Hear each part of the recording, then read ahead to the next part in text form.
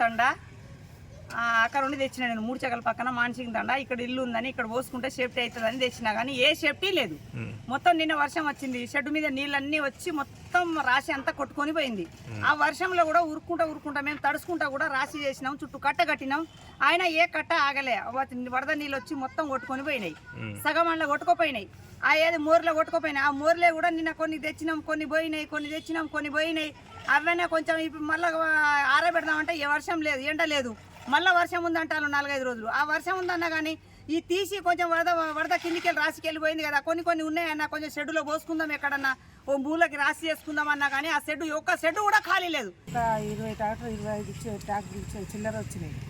ఒక రోజు టయానికి ఊరియా బస్తా కోసం పోతే 500 అని అన్నాడు. 300 రూపాయల బస్తకు 250 రూపాయల బస్తకు 500 పెట్టి కొన్నాం. నిన్న ఒక ట్రాక్టర్ వెనక పోయినాయి, ఒక ట్రాక్టర్ మొక్కజొన్నలు ఇక్కడ పోయినాయి.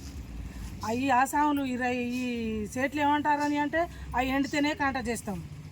ఇప్పుడు పండుగ లేదు, మాకు పబ్బం లేదు, మాకు ఏం లేదు.